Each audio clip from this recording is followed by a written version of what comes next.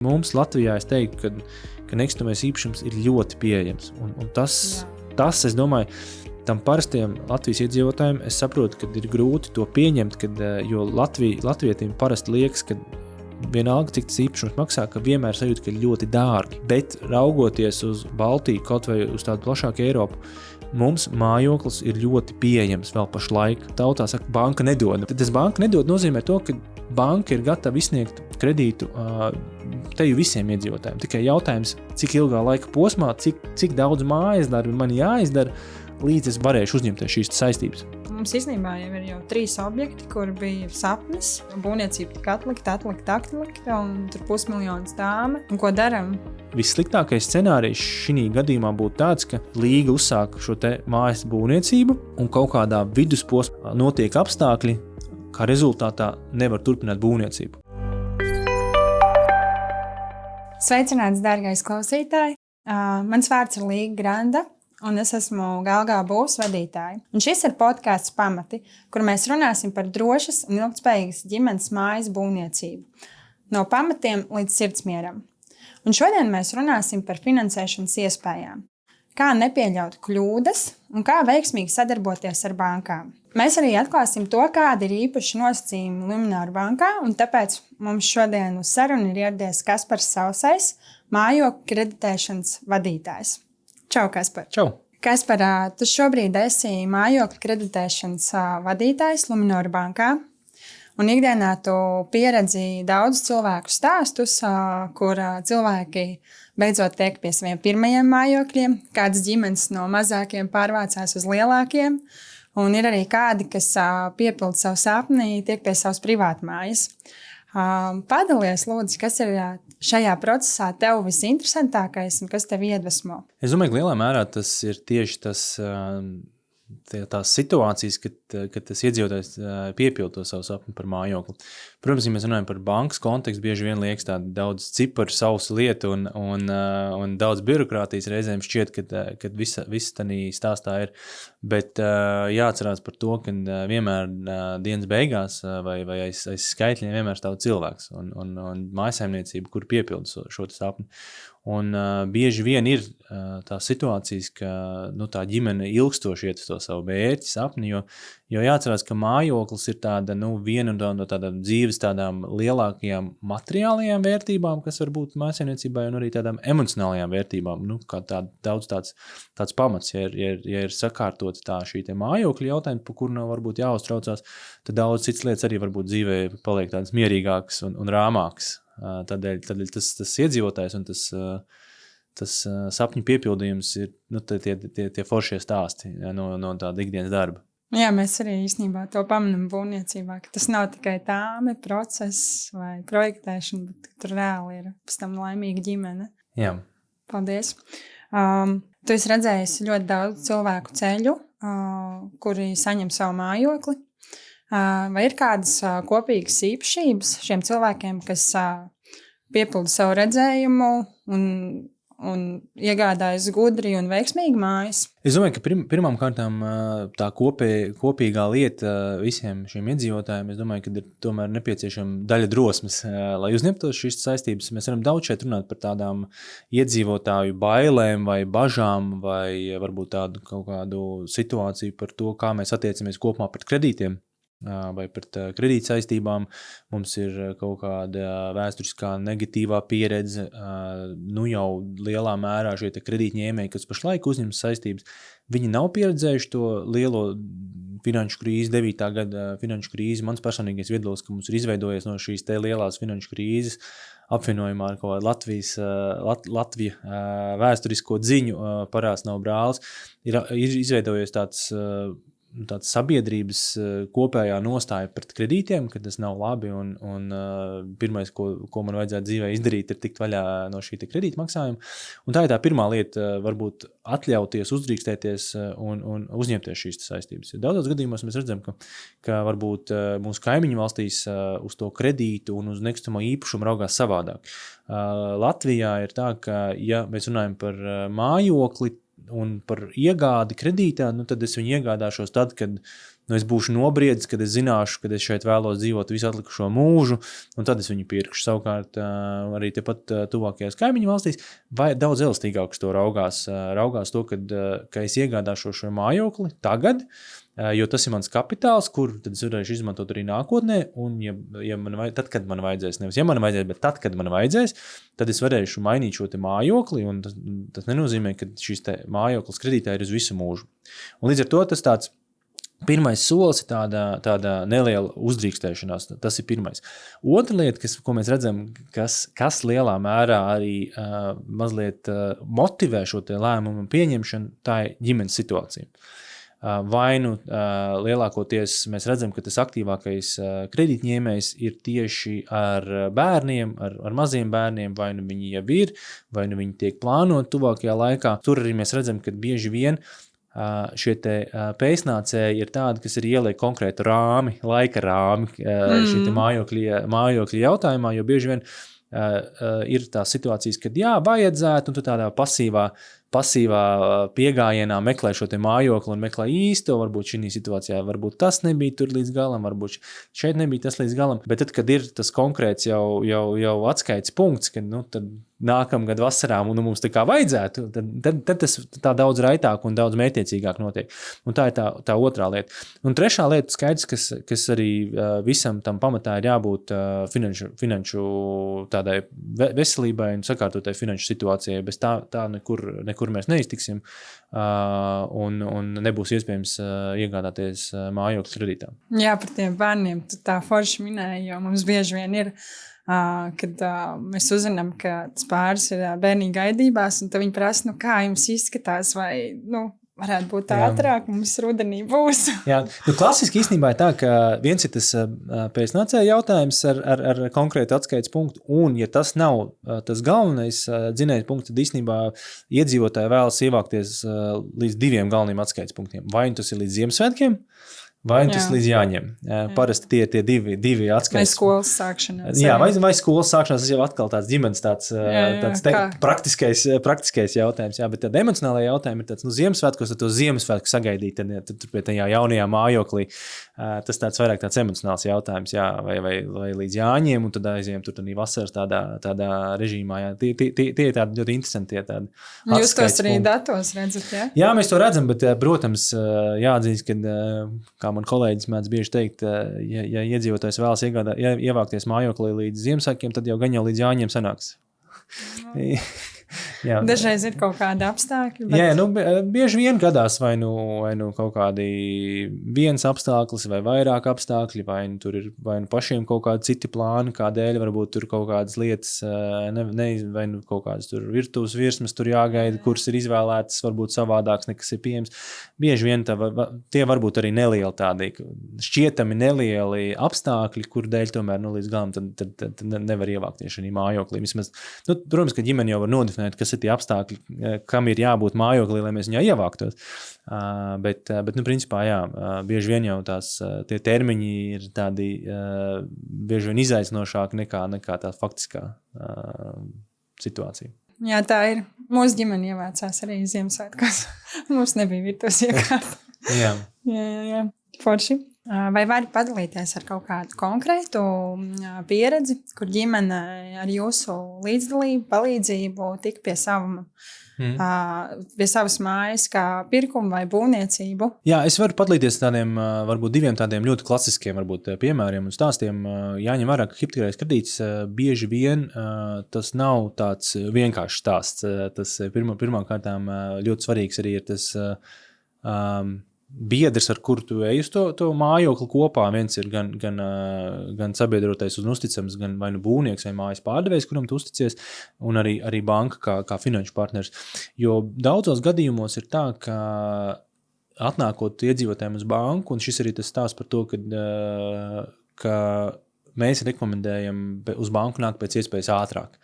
lai nebūtu tā, ka es vispirms atrodu īpašumu, un tad, kad es atrodu īpašumu, tad es eju uz banku, un man tur ir pārdevējs, kuram ir kaut kāds jautājums par to, ka varbūt vēl kāds cits pircējs ir, un tam man vajag visā ātri sakārtot, bet kaut kādi objektīvi iemesli, kāpēc varbūt papildus kaut kādi dokumenti nepieciešami vai kaut ko papildus citu vajag izdarīt, un kas mazliet kavē šo situāciju. Tādēļ pirmais, pēc iespējas ātrāk, pat tad, ja mēs nezinām precīzi, ko mēs gribam, ejam uz banku, piesakamies, attālināt un daudz lietas varēs noskaidrot. Piemēram,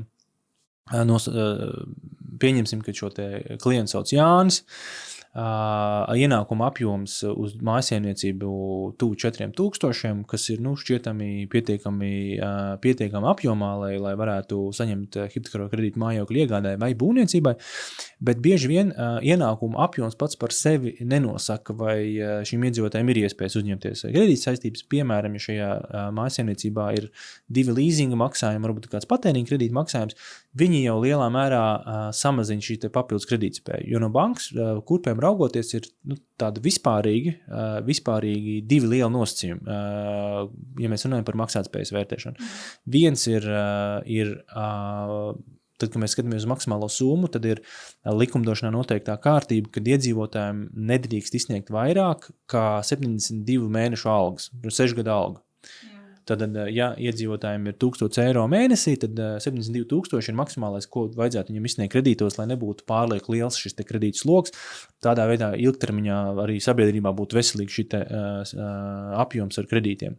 Un otra lieta ir, cik daudz es varu katru mēnesi novirzīt kredīta maksājumiem.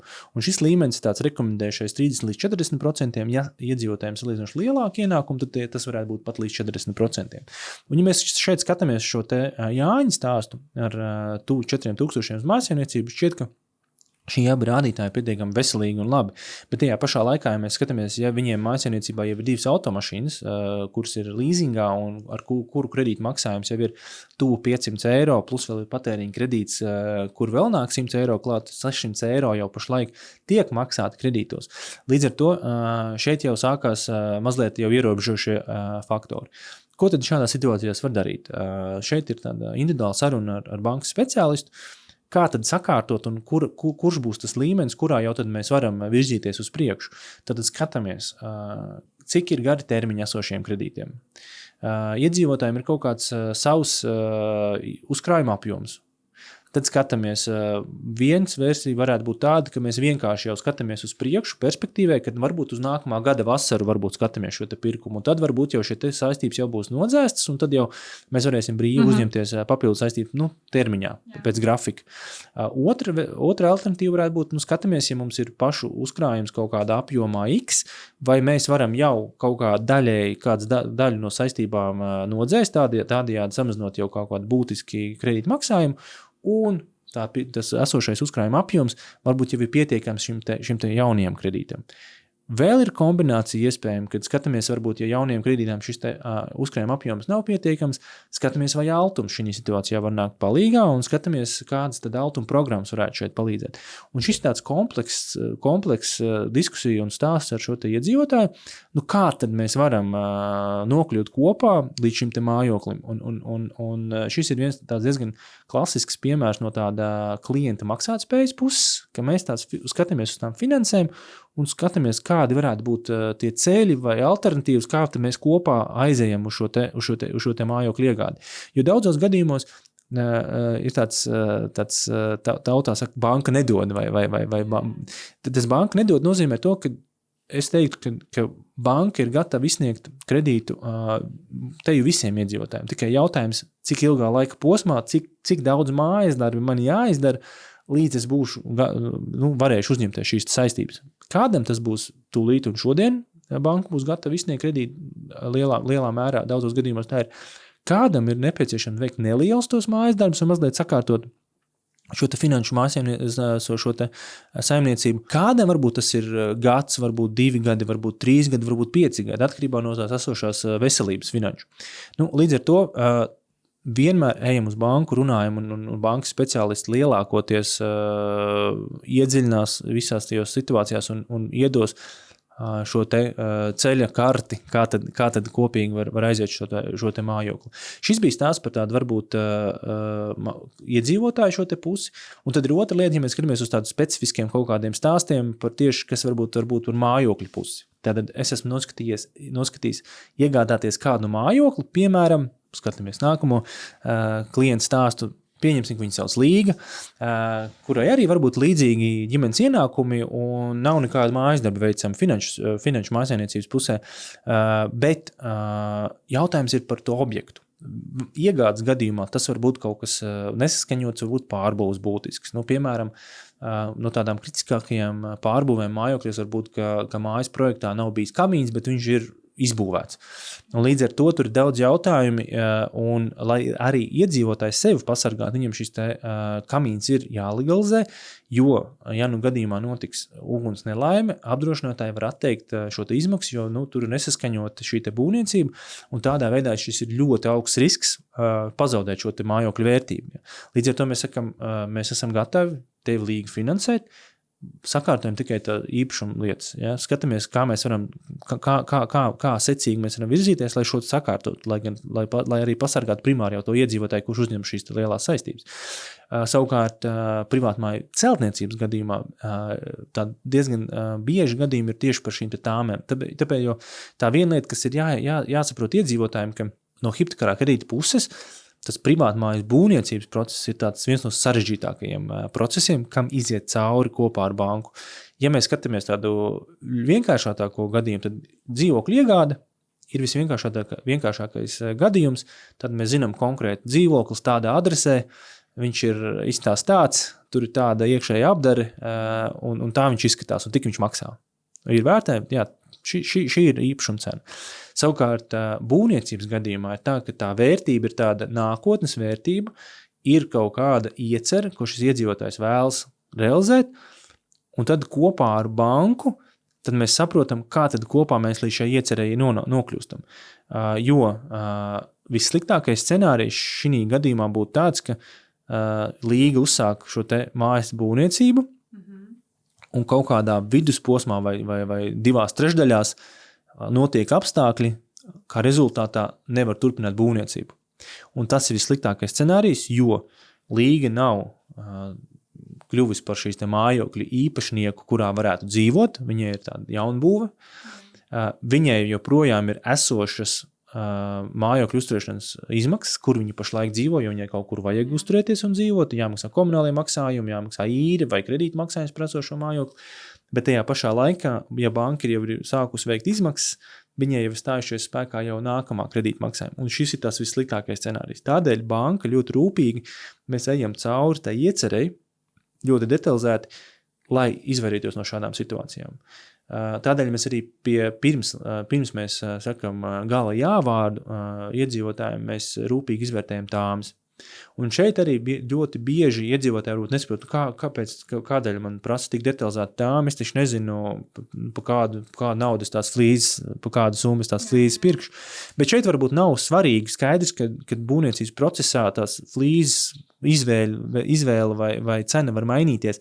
Šeit ir fundamentāli saprast, vai nekas būtiska pozīcija nav pazaudēta un vai ir iekļauts visas pozīcijas kā tādas.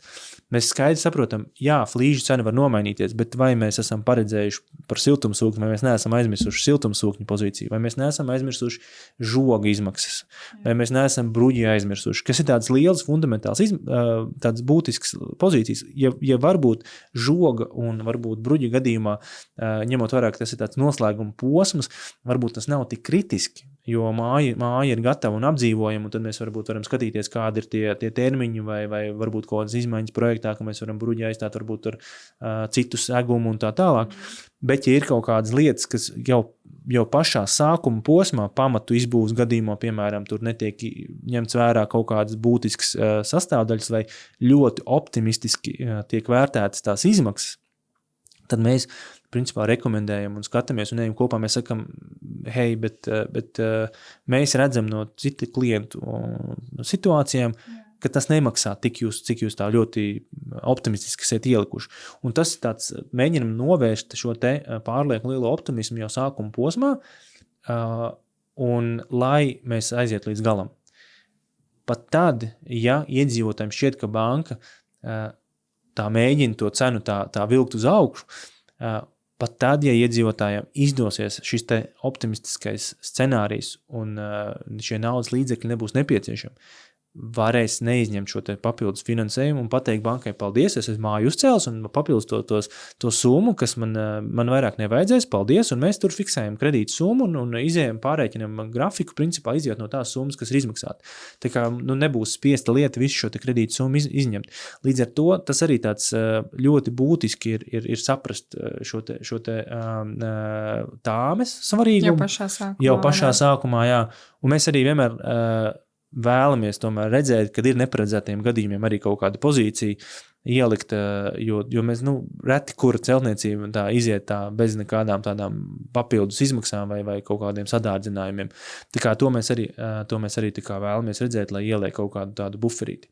Protams, ka vislabākais scenārijs arī ir tāds, ka šim iedzīvotājiem ir tā tāme, kas ir tāda mūsdienu izmaksām atbilstoša, un ka tam iedzīvotājiem vēl ir papildus iespēja, varbūt no maksātspējas viedokļa, varbūt vēl ir iespēja uzņemties papildus saistības, ja gadījumā būvniecības procesā notiks tā, ka šie naudas līdzekļi nebūs pietiekami, tad iedzīvotājs var nākt uz banku un teikt, hei, rekli tāda situācija, man tomēr kaut kāda daļa no šīs summas tomēr būtu nepieciešama papildus, un tad banka var izvērtēt šo situāciju, jā, kad maksātspēja ir pietiekama, nodrošinājuma vērtība arī ir pietiekama, tad mēs varam veikt šo te izmaksu. Līdz ar to tām ir ļoti, ļoti svarīga. Es īstenībā, tu stāstīji tos procesus, un mēs esam ne tikai ciematu attīstītājs, bet arī tipēji mājas būvnieks uz klienta zemēm. Un tu stāstīji to procesu, man vienkārši galvā jau, jā, mēs tur bijām, jā, mēs to arī izdarījām, jo mēs tik tiešām, mēs taisam gan projektu, gan tāmējam, gan palīdzam klientam sagatavot nākotnes vērtējumu, ko tu arī minēji. Es domāju, ka šeit arī ir ļoti liels, varbūt tāds veiksmes atslēgi tajā gadījumā, ja ir viens sadarbības partners tam visam ciklam.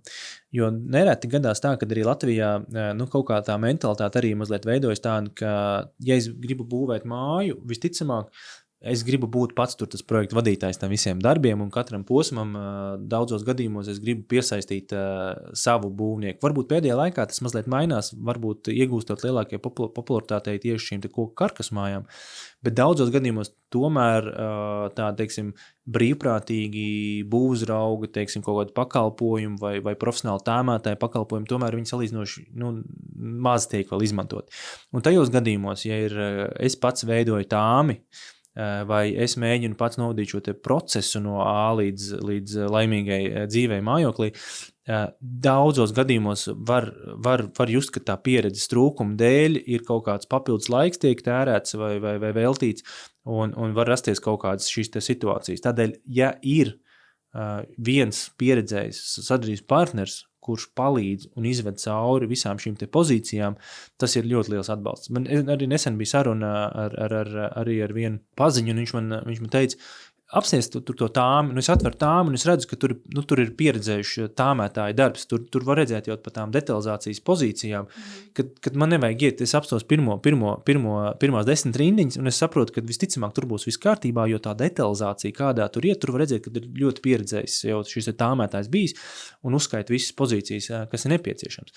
Savukārt, ja tu to pats taisi no nulles, bieži vien tev ir tāds, ar ļoti lielu varbūtību, ka tur var mazliet kļūdīties. Tādēļ viens būvnieks, viens sadarbības partners, kurš izved cauri sākot jau ar tāmi un ar visiem būvniecības posmiem, tas jau ir, es domāju, tad 30% jau no tādas veiksmes jau ir šī te apstāklī būs ietverts, un es domāju, ka arī no tāda sirdsmiera tur pavisam noteikti būs daudz lielāks sirdsmiers, jo mēs zinām, to latviešu seno labo teicienu, kad katrs nākamais, ja katru posmu dara cits būvnieks, tad visticamāk tu uzzināsi no nākamā būvnieka, ko viņš domā par iepriekšējo, ja? kad vienmēr tur būs kaut kāds, kā tad vajadzēja labāk to darīt, vai kā tad savādāk vajadzēja to darīt.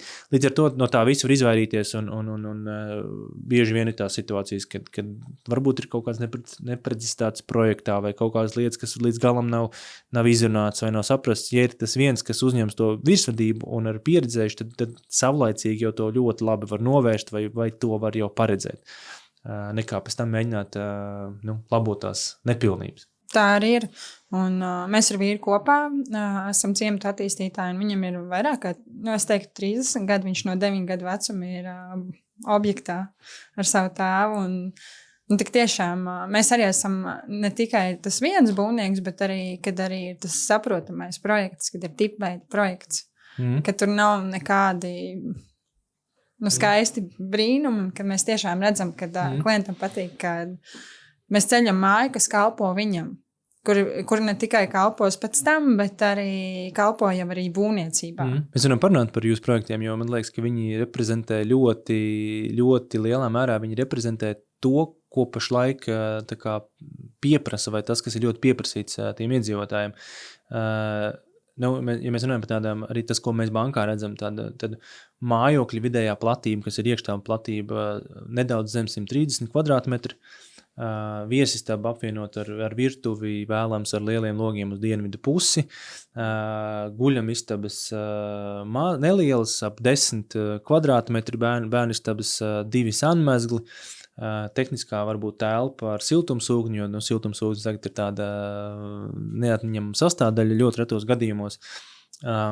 Ir kaut kāda cita apkurs veidi, nemaz nerunājot par to, ka tādas ekstras kā pagrabi, garāžas varbūt mazliet biežāk, pagrabi ļoti reti, vienā stāvā, 2 stāvu mājas, arī ļoti liels retums, 2 stāvs, es domāju, ka vairāk ir stāsts par to, ka tā geogrāfija vai lokācija vai tā platība nedod iespēju būvēt vienā stāvā, un tad varbūt mēs būvējam 2 stāvā, vai arī ir kāds iemesls, kāpēc gribētu būt 2. stāva līmenī, lai kādu skatu atvērtu un pavērtu, nezinu, tur kaut kur kādu jūru varbūt redzu, vai kādu ezeru varbūt redzu no 1. stāva, varbūt neredzu, un tad tā pievienotā vērtība ir no 2. stāva. Bet principā īsti pašlaik 2 stāvos nebūvē, apdarē, neatkarīgi no tā, vai pamatkonstrukcija ir koks vai mūra māja, apdarē lielākoties pašlaik ir figurē koka vai ventilējumās fasādes, un es pat teiktu, ka arī toņi jau lielā mērā jau ir tādi iezīmējušies šim te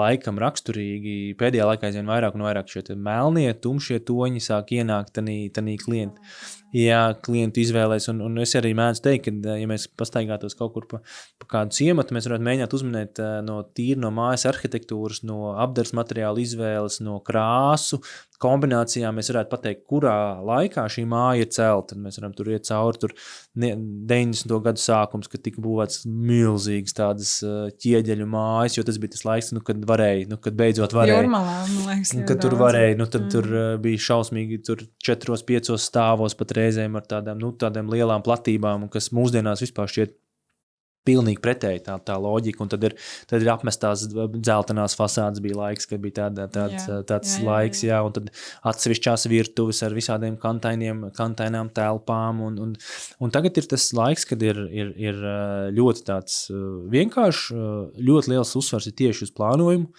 jo katrs kvadrātmetrs kaut ko maksā. Principā ventilējumās fasādes ar tādām neitrāliem toņiem, ārtelpās aizvien vairāk mēs izpaužamies, iekštelpas paliek aizvien mazāks, ārtelpās nojumes, figurē kā automašīnu novietošana garāža ar ļoti retos gadījumos terases, sākot, tā vidējais ap 30 kvadrātmetriem terases, ir kaut kāda varbūt ārā vēl kāda pie mājas varbūt, vai arī var nebūt, bet kāda noliktavas telpa, jo tā māja paliek aizvien mazāk un kompaktāk, un tad kaut kāds tur skaidrs, kad vajadzēs tur ārā kaut kāds darba rīks, tur visu salikt, novietot. Varbūt arī kaut kur nesezonas preces var kaut kur tās lietas, tur visu salikt, kaut kāds varbūt drēbes, jo man vairāk, ka paliek aizvien mazāk tā platība. Un tas ir tas, kas pašlaik ir pieprasīts, un daudzos gadījumos arī mēs runājam par to izvēli pirkt vai būvēt pašam. Mēs saskaramies ar to, ka tie iedzīvotāji, viņi plus mīnus zina, kur viņu lokācija, kur viņi gribētu dzīvot, bet viņi nespēja atrast to mājokli, kādu viņi vēlētos. Var atrast mājokli, kas ir varbūt ne tas, kā pašlaik iedzīvotāji grib dzīvot. Ja mēs runājam par atsevišķām virtuvēm, varbūt maziem logiem, sadrumstalotām telpām, lielām hallēm, un tas nav tas, kā iedzīvotāji pašlaik vēlētu dzīvot. Ir arī, protams, opcija, kad ņemt un pārbūvēt, bet tad atkal jautājums ir par visu to ieguvumu. Un tad šeit šis ir tas stāsts, ka izvēlēties arī tādu ilgtermiņā tādu mājokli, kas nav arī varbūt šausmīgi dārgs uzturēšanā vai salīdzinoši lētāks nekā varbūt citos laikos būvēt mājokļi. Un tas arī nav mazsvarīgi.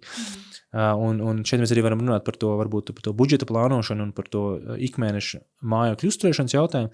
Un es mēdzu teikt, ka raugoties uz tādām mūsdienīgām energoefektīviem mājokļiem, salīdzinājumā 130 kvadrātmetru privāta māja pret 50 kvadrātmetru dzīvoklī padomju laikā nerenovētā mājoklī Rīgā, iespējams, ka tās izmaksas uzturēšanas būs ļoti līdzvērtīgas. Es nevaru teikt, ka tur vienā būs lētāk vai dārgāk, jā, privāta māja varbūt būs nedaudz dārgāk, bet mēs nevaram runāt, kad kvadrātmetra cena būs vienāda un privāta mājai būs tur trīsreiz dārgāk vai divreiz dārgāk.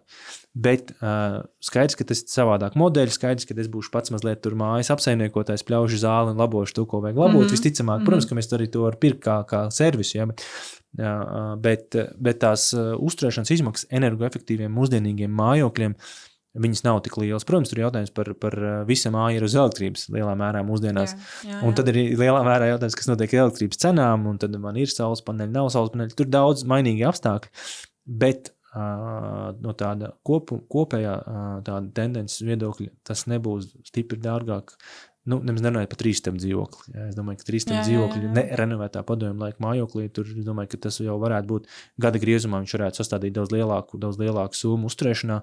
Viss atkarīgs no Rīgas siltuma tarifiem un elektrības cenas, domāju, tā kopumā. Jā, jo mēs kaut kad atpakaļ bijām skatījuši, rēķinājuši, ja izdala šo te elektrības maksājumu un vidējais maksājums būtu 100-120 eiro par elektrību. Ar visu sadzīves tehniku un visu. Jo jāņem vērā, ka privātmājas gadījumā visa māja strādā lielākoties uz elektrību. Jā. Protams, ka šeit ir kaut kādi potenciāli riski arī, ja tur ir lielāks vējš un ir kaut kādi varbūt vietas, kur ik pa laikam te elektrības pārāvumi, varbūt tur jāpadomā par alternatīvām, tagad tur saules baterijas, saules paneļi ar baterijām, vai ir kaut kāda iespēja tur ģeneratoru pieslēgt. Tas varbūt tāda nianses, varbūt par ko var padomāt šī kontekstā, bet no izmaksu viedokļa tev piekrīt, ka ja elektrības cenas saglabājas tādā mērenā apjomā, tad tās izmaksas tādā gada vidējā griezumā nav nekas tāds šausmīgi liels. Un arī ārtuma ziņā.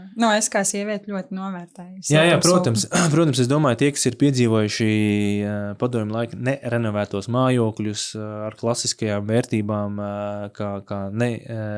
tu vari regulēt radiatorus, bet viņi nekādā veidā neietekmē tavu rēķinu un salšana rudenī, kamēr pieslēdz apkuri un pavasarī karstais laiks un atslēgšana apkuri, un tu tur vēl līdz pēdējiem tur mēģini varbūt teikt, ka varbūt atslēdzam ir jau karsts, bet arī pašā laikā varbūt blakus dzīvokli ir kāds pensionārs, kuram visu laiku ir augsts vai vēl savādāk. Ja, līdz ar to, tā ir tā specifika daudz dzīvokļu mājā, kur ir ļoti daudz iedzīvotāju, kuram katram ir kaut kāda savu personīgā komforta sajūta un zona, un katrs dzīvoklis arī var būt dažādi izremontēts un siltināts, kādam var būt ļoti augsts dzīvoklis, kādam var būt ļoti karsts dzīvoklis, 1. stāva, 5. stāva, vidus dzīvokļi, sāna dzīvokļi, un tur vienkārši ir ļoti sarežģīti tur tā vienotā solī, jebkurā gadījumā tur būs kaut kāds uzstādījums, kur varbūt tikai pusi būs priecīgi, un tad visi būs kaut kādā brīdī nebūs nepārāk priecīgi, bet, protams, privātmājas gadījumā tas ir tāds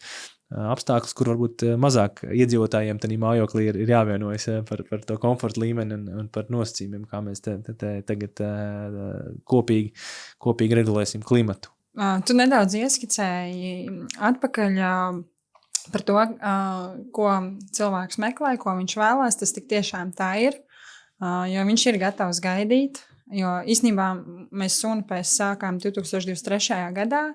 Mēs pirmās 2 mājas uzcēlām, un mums palika kaut kādi cilvēki ārpus rindas, un mēs sapratām, ka mēs būvēsim tālāk, un mums īstenībā visas pārējās mājas ir uz rezervācijas principu. Un Sunupēs mums visas rezervēja, kamēr viņas pat nebija vēl sāktas celt, un tieši tāpat ir Kalnu Buciņos. Bet gribēju parunāt par finansēšanu. Es ticu, ka mūsu klausītājs, kas klausās, viņš zina, ko nozīmē, ka banka finansē māju, bet vai tu vari varbūt pastāstīt to atšķirību? Tad, kad cilvēks atnāk pie maniem, viņš vēlas rezervēt konkrēto zemes gabalu, un pat tad, ja viņš būvē mūsu ciematā, mēs viņam ļaujam rezervēt ciematā, mēs viņam pielāgojam tāpat plānojumu. Bet kas notiek bankas pusē? Jo viņš bieži vien prasa, ko man tagad vajag darīt. Māja taču būs pēc gada nodota eksploatācijā un izbūvēta. Kā notiek tie procesi bankā? Šeit droši vien ir vairāki iespējami scenāriji. Vienkāršākais variants, ja ir māja jau gatava, lūk, dzīvojama, nodota eksploatācijā, māja ar zemi, viņa maksā konkrēti tik, viņam ir tagadnes vērtība. Līdz ar to tad banka nāk no savas puses, jā, mēs skatāmies, vērtējums ir tāds, cena ir tāda, banka šī darījumā nāk ar tik lielu finansējumu, iedzīvotājiem ir nepieciešams tāds pašfinansējums, altums, nav altums vai daudz bērnu ģimeni, tad varbūt ir balsta vēl subsīdija, papildus nāk, un tad attiecīgi mēs šo te, teiksim, mēs nopērkam iedzīvotājiem šo te mājokli, tad šī te nauda netiek ieskaitīta klientam kontā, bet uzreiz attiecīgi klients to savu pirmo iemaksu pārskaita pārdevējiem un banka savu daļu pārskaita pārdevējiem un īpašuma tiesības tiek reģistrētas vispirms uz klientu un tad ir ķīla un līdz ar to tad tiek veikts šie tie maksājumi. Un tas tāds vienkārši schēma, teiksim tā, vienkāršākais variants. Un tad šeit sākās dažādi varianti par to zemi, nav zemi, uz būvniecību jau uz esošas zemes vai viss no nulles. Banka arī finansē zemes iegādi. Un ir dažādi modeļi, kā banka finansē, sākot ar to, ka tas var būt klasiskais hipotekārais kredīts. Jāņem vērā, ka šajos gadījumos jābūt jebkurā gadījumā arī savam līdzdalībai. Mazliet visticamāk jārēķinās kādiem 30% no tās zemes vērtības ar līdzdalību, un jārēķinās, ka tas termiņš būs īsāks, jo tā pamatdoma ir tāda, ka es iegādājos zemi privātmājas būvniecībai, un es kamēr šī būvniecība varbūt vēl nav sākta, kamēr es skaņoju dokumentus vai es tam šim te darījumam sagatavojos, es izmaksāju šo te zemes kredītu, lai es varu uzņemties pilnā apjomā jau ņemt šo te būvniecības kredītu. Lai nebūtu tā, ka es paņemu šo te zemes kredītu un viņš turpinās ļoti ilgi un viņš tā kā nāk līdzi arī šim te būvniecības stāstam, jo zemes kredīti, tas ikmēneša maksājums, viņi principā jau varētu mēģināt līdzvērtīgi uztaisīt tai varbūt mazāku proporcionāli tīri no tās naudas plūsmas viedokļu, jo iedzīvotājs jau kaut kur dzīvo, bet joprojām viņu uztaisīja kādu testa versiju, kā es jūtos ar tādu maksājumu. Nemēģināt viņu tur maksimāli maz uztaisīt, bet tā, lai kā es jūtos ar to maksājumu. Un vēl ir ļoti svarīga lieta, kam Luminor banka pievērš uzmanību, ir divas lietas no tāda juridiskā viedokļa. Viens ir juridiski nodrošināts piebraucamais ceļš, ne tikai tas, ka viņš tur dabā atrodas, bet ka viņš ir juridiski vai servitūts, vai arī kāds cits, vai pašvaldības ceļš, vai kā savādāk. Jo ir daudzi gadījumi bijuši dažādi tiesu prakse ir un ļoti skaudri stāsti, ka it kā jau šeit tas ceļš ir un man šķiet, ka viss ir kārtībā, bet kaut kādā brīdī pēkšņi man tā ceļa vairs nav. Jo tas ceļa īpašnieks pasaka, paldies, tev vairs ceļa nav. Protams, ka tur caur tiesu ir dažādi scenāriji, bet nevienmēr tāpatām caur tiesu var atjaunot to dabā esošo ceļu, un tādēļ tas ir tā diezgan kritisks jautājums. Otrs ir jautājums par elektrības pieslēgumu. Ja mēs gribam celt privātmāju, tad, kā mēs runājam, elektrība ir viens no tādiem pamatelementiem, kam tur jābūt, un kādēļ mēs gribam šo elektrības jau pieslēgumu šī objektā, vai vismaz, ka tur ir superskaidrība, kā pieslēgt. Par to, ka reizēm šim iedzīvotājiem šķiet, ka te pat vadi jau blakus ir, un man te būs tik vienkārši to elektrību pieslēgt. Es uzrakstīšu pieteikumu. Jā, un man viss būs. Un tad izrādās, ka tajos vados, kas te pat blakus nav pietiekama jauda, izrādās, ka mums tur nepieciešama šo te elektrību tur vilkt no diezgan liela attāluma, ar visiem projektiem, visām saskaņošanām, visu laiku. Es konstatēju, ka īstenībā es nebūtu iegādājies šo īpašumu, ja es būtu apzinājies pilnas izmaksas, ko nozīmē šī elektrības pieslēgums, es būtu meklējis jau ar gatavu izbūvot elektrību. Un šis ir tāds risks arī, ko tam iedzīvotājiem ir super labi jāapzinās, ko tas nozīmē, jo bez elektrības mājoklis tur nebūs vienkārši. Šis ir tāds klasiskais hipotekārais kredīts stāsts. Otrs veids, kā var iegādāties zemi, ir ar patēriņa kredīta palīdzību. Tieši zemes vai nekustamā īpašuma mērķim, viņam ir zemāks procentu likmes kā standarta patēriņa kredītam, augstāks kā hipotekāriem kredītam, bet arī pašā laikā šī zeme netiek ieķīlāta par labu bankai, un tas process ir daudz vienkāršāks. Tad tā nauda tiek izmaksāta klientam uz kontu, un viņš tad veic šo te apmaksu pats no savas puses, un tad reģistrē šo te zemi uz savā īpašumā.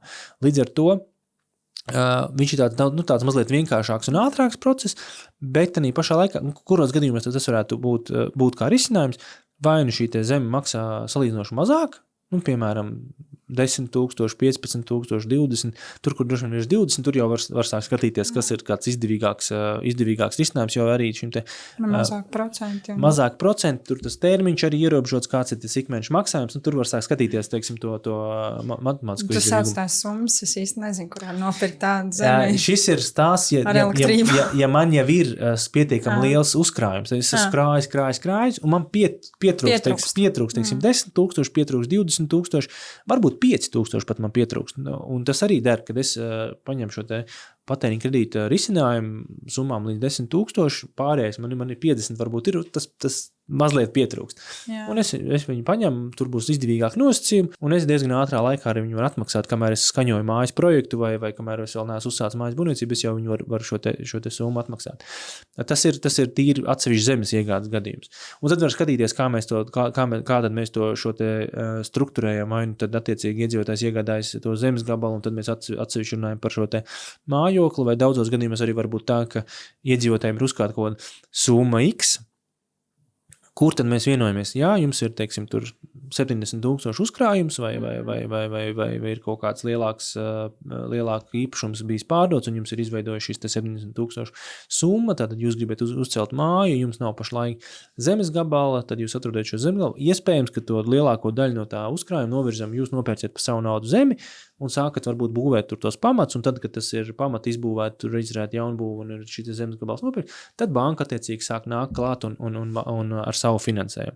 Un jāņem vērā, ka klasiskās būvniecības tādā scenārijā tad ir šī te tāme, kuru mēs sadalam posmos, un banka attiecīgi tad iedzīvotājs nāk vispirms ar savu finansējumu, sāk šo te būvniecības procesu, un banka atrunātos posmos.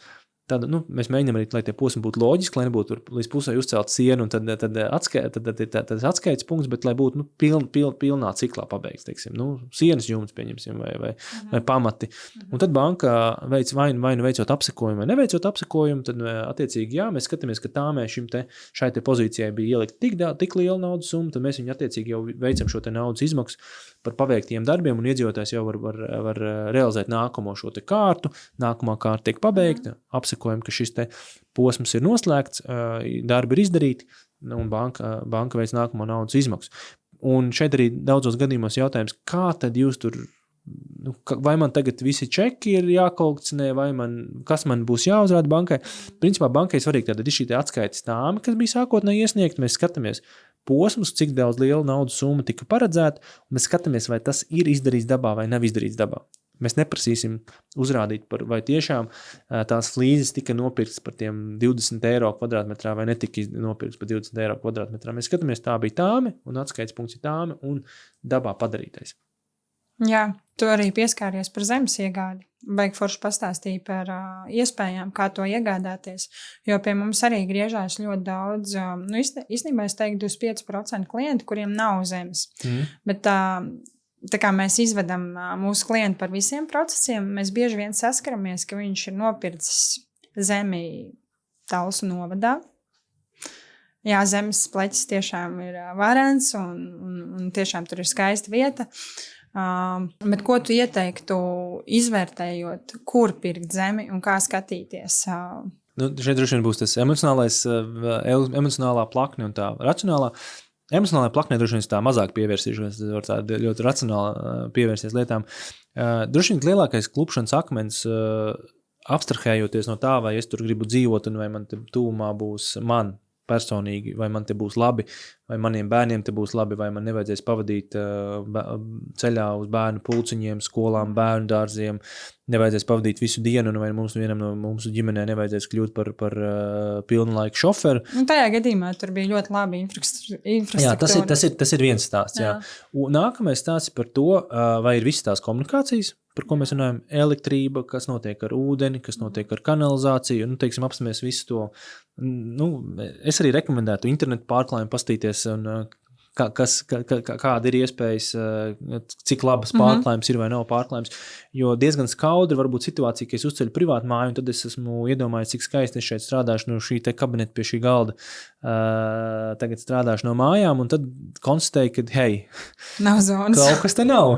Es nevaru pieslēgties sapulcēm, jā, un tad var būt Starlinks, bet Starlinkam arī Nu, ja tas ir pietiekami noēnota vieta vai pietiekami tāds, nu, tur arī ir savs nianses, ja, un tad tas ir tāda, varbūt viena lieta, ko tāda niansīta, ko vajag pastīties, kas var kādā brīdī būt ļoti būtiski. Arī par ūdeni, pieņemsim, vai tas ir pilsētas ūdens, vai tā ir atsevišķs lokālais ūdens. Un tad ir jautājums par ūdens kvalitāti, ko iespējams arī vajadzētu pastīties. Arī zemes gabalam skatoties, vislabākais scenārijs jau tomēr ir, ka arī mēs ļoti labi saprotam, kas ir gruntī, kāds ir sastāvs gruntī. Es zinu, ka daudzos gadījumos mēs neveicam šos te urbumus pirms zemes iegādes, bet mēs pastamies, cik skaists zemes gabals un cik smuka saulīt spīd un kā mēs dzīvosim. Tā ir tā emocionālā puse, bet racionālajā pusē principā būtu jābūt, ka man ir pilnībā skaidrs, kas tur apakšā ir, jo viens no tiem apstākļiem var būt tāds, ka es te gribu tagad celt māju un izrādās, ka man jāveic ir tās zemes virskārtas nomaiņa. Man pilnībā šī te viss ir jāstāv nost, pilnībā ģeoloģiju vajadzētu uztaisīt, lai izvairītos no šiem te pārsteigumiem. Arī vēl viena lieta, kas ļoti svarīga, ir saprast, vai tas, ko es esmu iedomājies, būs iespējams uzbūvēt šī zemes gabala. Un vai būs tieši tādā veidā būs iespējams. Ja es esmu iedomājies, ka es dzeršu rīta kafiju uz terases, un es gribēšu šeit rīta sauli, vai es gribēšu vakar sauli, vai es varēšu to mājokli tā novietot. Ir bijuši gadījumi, ka iedzīvotāji skatās forša vieta, forša zemes gabals. Cenu, pa kuru mēs varam atļauties. Bet es parunāju jau ar arhitektu, saprotu, ka sarkanās līnijas ir tā tik ļoti ietekmējošais faktors, ka vienīgais veids, kā es to savu mājokli, kādus es iecerējis, es viņu varu vienīgais sagriezt šādā veidā, ne tādā veidā. Līdz ar to man piebraucamais ceļš ir kaut kur citur, mājokļu izvietojums par debes pusēm izveidojas tāds, kādu es nevēlos, un ir bieži gadījumi, kad iedzīvotāji saka, nē, šis tomēr nav tas, ko es vēlos. Tas ir tāds par tādu varbūt par tādām pamatlietām uz tā zemes gabalu. Un tad ir tas, protams, lielais jautājums ir par vērtībām un par nākotnes vērtībām, tagadnes vērtībām, un kādēļ varbūt bieži daudzos gadījumos arī ir šis stāsts par to, ka uzcelt privātu māju reģionā ir diezgan grūti, un kāpēc tas tā veidojas, un kāpēc bankas ir tās sliktās, kāpēc bankas varbūt nefinansē šo te māju celtniecību reģionos. Tā nav, ka nefinansē. Bankai ir pienākums arī iegādes gadījumā, vai arī celtniecības gadījumā pienākums, un arī, protams, ka tas ir saprotama prasība, ka mēs finansējam pret vainu darījums, vainu tirgus vērtību, kas ir zemākais. Tas ir klasiskā iegādes darījumā, un savukārt celtniecības darījumā ir vainu tāme, vainu mājokļa tirgus nākotnes vērtība. Tad, ko nozīmē nākotnes vērtība? Ja mums ir objekts jau pašlaik dabā eksistējuši, tad jā, šī māja pašlaik maksā tik, un to veids certificēts vērtētājs. Banka pati tā kā nevērtē, bet tur ir vienmēr certificēts vērtētājs. Šī māja maksā konkrētu summu X. Ja māja vēl nav uzcelta, vērtētājs arī veids šīs mājas nākotnes novērtējumu, tad, kad viņa būs uzcelta. Tātad ir projekts, kāda tā māja izskatās, cik liela, kāda tehniskie risinājumi, kā viņi iztīsies, un tad attiecīgi šis vērtētājs izvērtē, jā, šāda māja, ja viņa būs pabeigta šī vietā, līdzvērtīgas objekti maksā tik. Un tur, kur veidojas problemātika reģionos, ir tāda, ka būvniecības izmaksas, mēs par to varam diskutēt, vai kā viņas tur lielāks vai mazāks. Daudzos gadījumos šķiet, ka reģionos būvniecības izmaksas būtu mazāks, bet no prakses tā īsti... Patiesībā viņas ir lielākas. Patiesībā viņas diezgan var veidoties lielāks, jā. Būvniecības izmaksas, pieņemsim, ka viņas ir līdzvērtīgas. Tad uzbūvēt māju Rīgā vai uzbūvēt māju reģionā, pieņemsim, ka viņas maksā identiski, pieņemsim 200-250 tūkstoši, piemēram, mājas būvniecības izmaksas. Bet tā tirgus vērtība būs kardināli atšķirīga. Tad tie darījumi, tad ko dara vērtētājs? Vērtētājs skatās konkrētā reģiona darījums. Jo vērtētājiem arī ir savi principi, savi standarti. Viņi nevar pateikt, jā, šī ir ļoti skaista māja, man viņa patīk, viņa maksā tur 250 tūkstoši. Nē, vērtētājiem ir jābūt racionālam izvērtējumam, tad viņi skatās konkrētā laika posmā visi notikušie darījumi ar līdzīgiem objektiem un skatās, ja tajā konkrētajā rajonā vai reģionā, tuvākā vai tālākā ar līdzīgiem objektiem, līdzīgām mājām, būs notikuši darījumi līdz 100 tūkstošiem, tad tā tirgus vērtība nebūs 250 tūkstoši, lai gan būvniecības izmaksas būs 250 tūkstoši.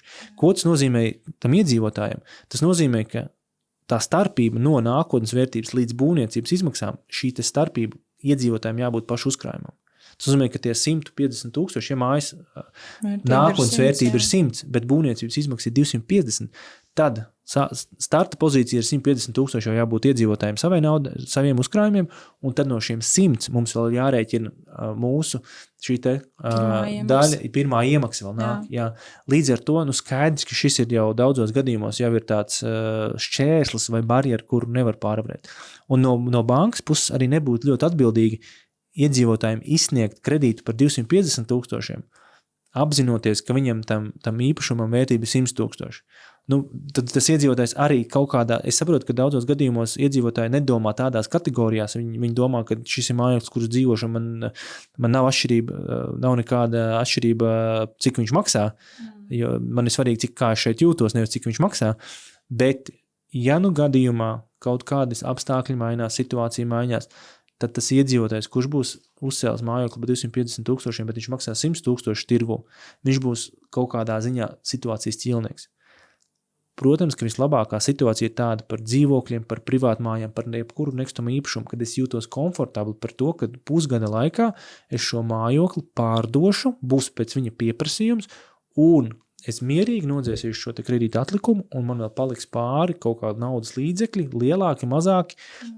Sliktākajā gadījumā varbūt man nepaliks pāri šie te kaut kādi finanšu līdzekļi, bet vismaz, man nebūs jālauz galva par šī kredīta maksājumu.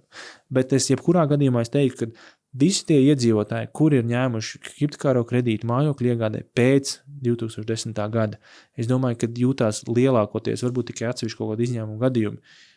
Es domāju, viņi jūtās ļoti komfortabli ar to kredīta atlikumu un ar to īpašumu vērtību. Es domāju, ka tur ir ļoti labs tas balans, un arī daudzos gadījumos šeit mēs varam runāt par to, ka šis te mājoklis ir veidojis šo te mājasemniecības tādu labklājību, finansiālo veselību, un gadījumā, ja viņš plāno pārvākties no šī te dzīvokļu uz privātmāju, viņam jau tas var būt kā liels atbalsta punkts. Šī te vērtība, tev piederošā un nekustamā īpašuma vērtība, pat tad, ja tu ikdienā to varbūt nejūti, viņa tev varbūt daudzajādā ziņā, viņa tev varbūt palīgs. Viens veids, tad mēs iedomājamies, ka mēs dzīvojam 2 stabu dzīvoklī, un mēs gribam pārvākties uz privātmāju.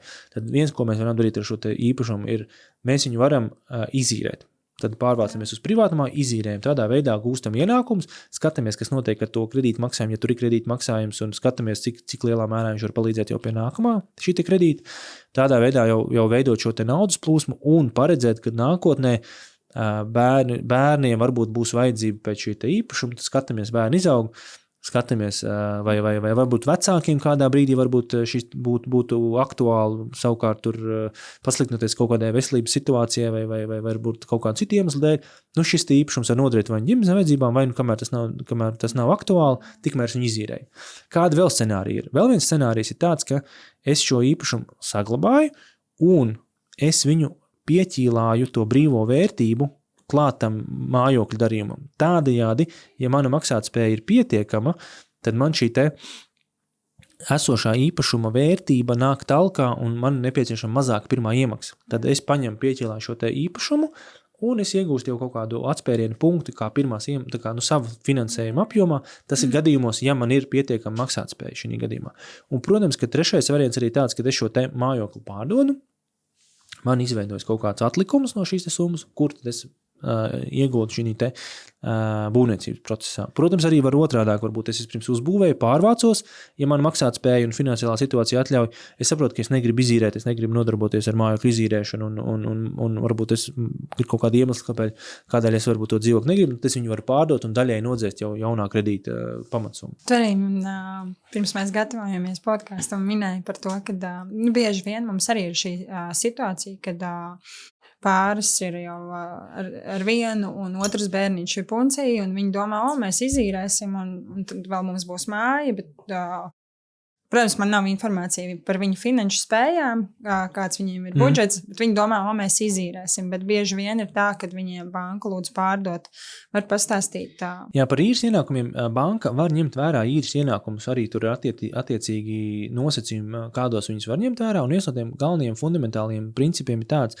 ka banka jebkuru ienākumu kontekstā nevar ņemt vērā potenciālos nākotnes ieņēmumus. Tad, ja ir ienākumi, tad viņi ir faktiski vēsturiski redzami pierādāmi. Cik lielā periodā? Šeit periods, es domāju, kad ja mēs runājam par īres jautājumu, es domāju, ka šeit varbūt pietiktu ar dažiem mēnešiem, lai tīri apliecinātu par to, ka šis dzīvoklis ir izīrēts. Mēs banka arī varētu paprasīt īres līgumu. Banka pastītos, vai tā īres maksa, kas ir izīrēta, vai viņa atbilst tirgus situācijai. Un tad attiecīgi jau pieņemt kaut kādu šo te daļu no šiem īres ienākumiem, pieņemtu kā iedzīvotāju ienākumus. Bet jebkurā gadījumā nevar būt tā, ka es atnāku uz banku un pasaku, ka man tagad šefs teica, ka man tagad pieliks algu, man tagad nākamā alga būs lielāka par pārsimts eiro un tagad ņemiet to vērā. Vai arī man būs nākotnes īres ienākumi, tīri no likumdošanas viedokļa mēs neko tādu nevaram ņemt vērā un arī no tāda praktiskā viedokļa, būtu gaužām bezatbildīgi tā ļoti paļauties, kad es esmu iedomājies, ka es varētu izīrēt to mājokli par 600 eiro mēnesī, un kas notika, ja gadījumā es nevaru viņu izīrēt, vai ilgstoši viņš tur stāv tukšs, tad atkal man ir uzturēšanas izmaksas, jāmaksā komunālajie maksājumi, bet neviens tur nav. Dienas beigās es viņu izīrēju par 300 eiro. Tur ir tādi vairāk jautājumi, bet ja tur ir jau konkrēti īres līgums noslēgts, ir konkrēti maksājumi, ko mēs redzam, ka katru mēnesi, tad jau mēs jau šos īres ienākumus varam ņemt vērā.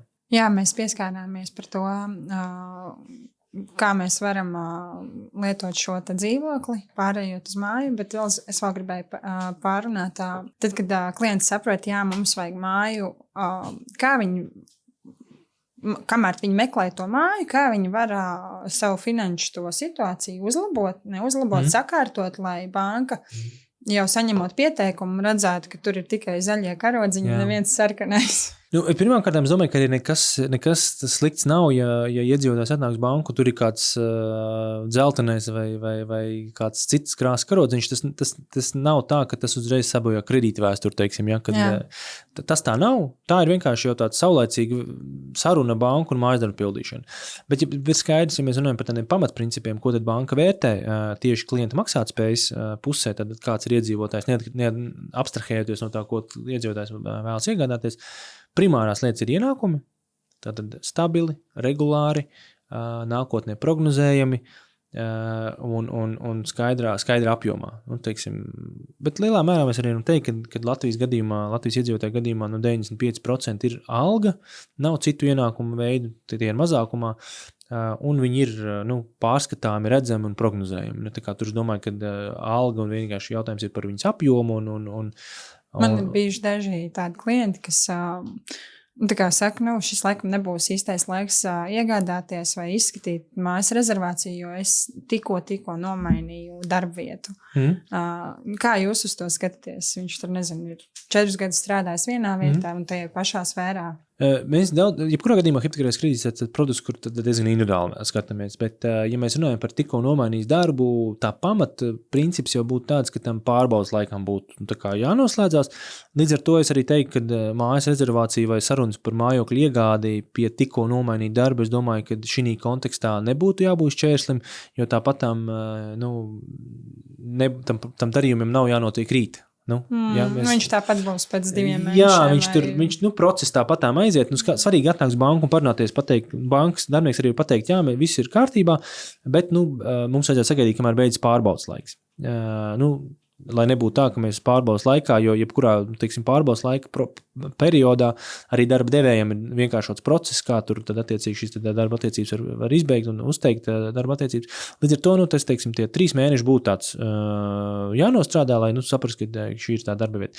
Bet tajā pašā laikā ir daudz nozars un daudz situācijas, kur mēs varam teikt, ka jā, mēs redzam, ka tur viss kārtībā, ir cevišķi, ja skatāmies tur IT nozara vai līdzvērtīgas nozars, ka mēs saprotam, ka vai arī kāds ārsts augsts kvalificēts, mēs saprotam, ka visticamāk... Ka viņš nemainīs jomu, kurā strādā. Jā, visticamāk, šis speciālists visticamāk nemainīs jomu, un mēs zinām, ka visticamāk viņš izturēs pārbaudas laiku, vai mums tā šķiet, vai visticamākais scenārijs ir tāds, īcevišķi, kur ir kaut kādi ļoti zināmi un augstas raudzes speciālisti, kur mēs sakam, kurš aiziet uz lielāku atalgojumu vai aiziet uz prestižāku amatu, ir tā situācijas, kur joprojām mēs arī varam pieņemt lēmumu, kad varbūt šis pārbaudas laiks ņemot vērā citus kritērijus, daudzus spēcīgus argumentus, kādēļ mēs ticam, ka tur nevajadzētu būt nekādām problēmām pieņemt šo te pozitīvo lēmumu. Bet es atgriežos pie jautājuma arī par to, ka visticamāk, ja tas ir tikko nomainījis darbs, tam nevajadzētu būt tādam būtiskam šķēslim, jo tas jau tāds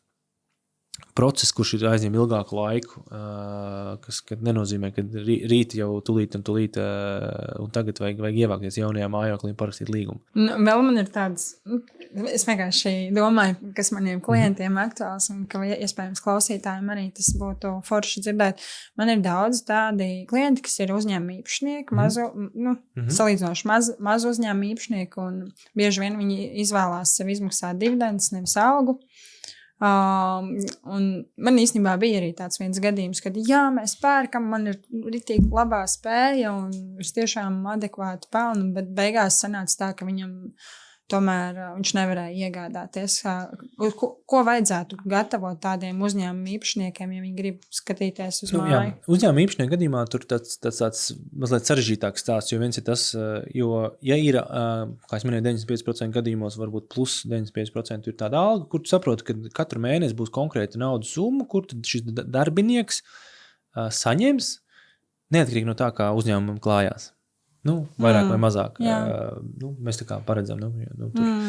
Savukārt uzņēmuma īpašnieku gadījumā, un it sevišķi tas ir dividendu stāsts, tur mazliet savādāk šī procesa iestājās, jo daudzos gadījumos tas ir stāsts par to, kā tad veicās uzņēmumam.